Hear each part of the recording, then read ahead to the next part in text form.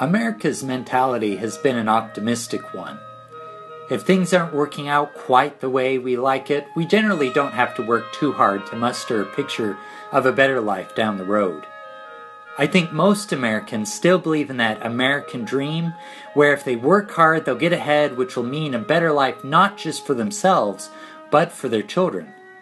Other people might call this naive, but it hasn't been naive at all if you look at our country's track record. Our country has seen enormous gains in life expectancy and quality of life. We've seen great strides in education, healthcare, technology, and worldwide cooperation.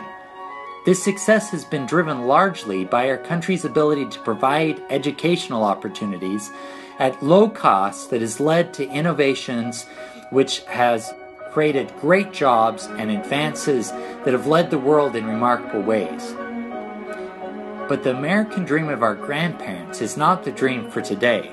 That old wish for a small house with that white picket fence isn't exactly the aspiration of a lot of Americans anymore. But what was true 2 generations ago is still true today. That there are some core needs that have to be met before humans can be successful citizens. Humans need sufficient health care. Humans need nutritious food to eat. Humans need proper housing away from ongoing threat of possible violence.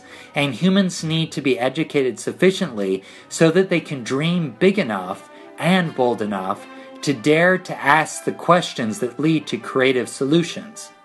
But the last couple of generations have had less reason for optimism. We've seen government gridlocks, poverty-stricken communities get worse, not better.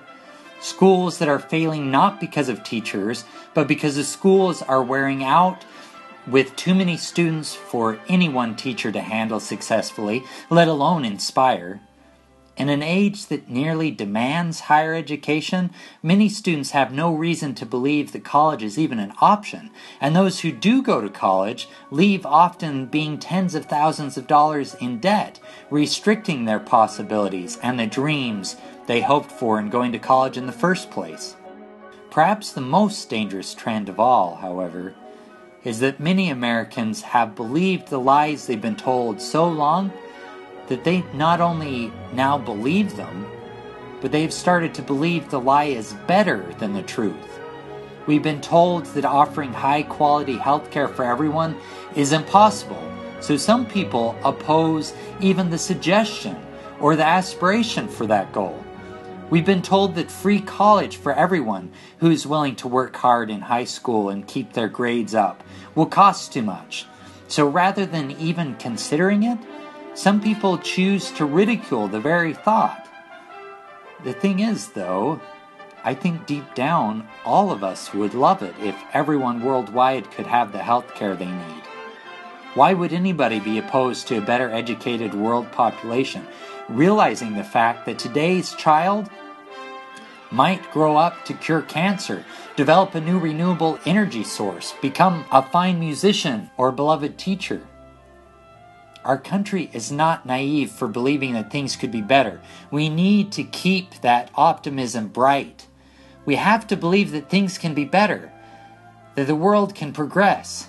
Psychologists call this an asset-based mindset.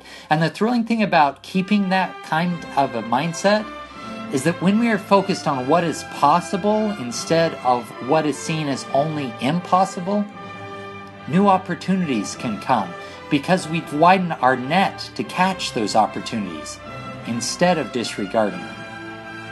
So here's for hope. Here's for the dreamers.